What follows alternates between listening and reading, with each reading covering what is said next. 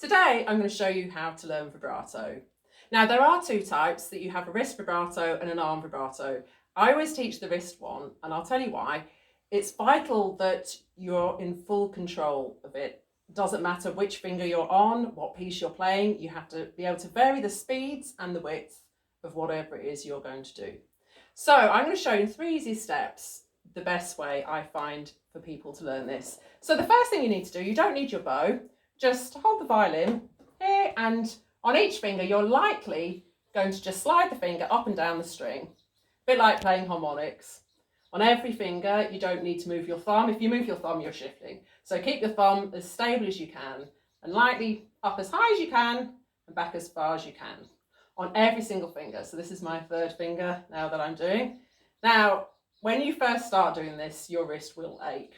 So maybe do it 10 times, and then after that vary it to then 15 times, 20 times and so on. By the time you can do 20 on every single finger, there's the 4th finger going up and down, and then the 1st finger up and down. So once you can do that as high as you can go, back as far as you can go, 80 times without aching, that's when you're ready for the next stage. Now the next stage involves coming up the neck of the violin, maybe to about 4th position, something like that. And this is the only time I'll let you put your wrist against the wood of the violin, okay? And what you're going to do a meowing noise. Now it's not going to sound pleasant, it never will. So what you do, exactly the same action you were doing at the base of the neck, and you're going to do the same thing, but this time you're going to keep your fingers stationary, so you're not going to slide up and down, but you're just going to go back and forward, and it sounds like this. So very much a meow, just slowly. You might find when you get up there that you can't do that same action. So in which case, come away from the instrument and just do that knocking action you can see there with my wrist. And then come back to the instrument again and try again. So the finger sits up and comes back. And this is the noise. Do that on every finger. And the same, the 4th finger. That's much trickier than the other fingers, but don't worry, it will come. 1st finger. And then gradually over time, gradually get faster and faster.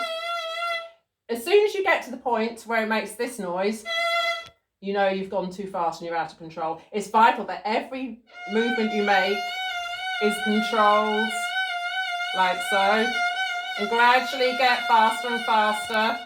And if you find you lose the action, because we don't want to be going this way, it's always along the length of the instrument.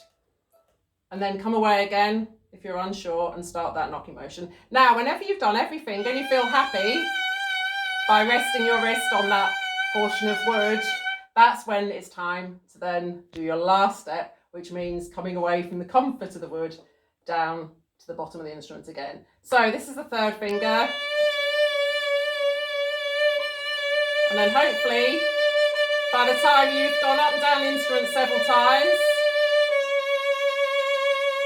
and then every speed, every size should become possible. And so on.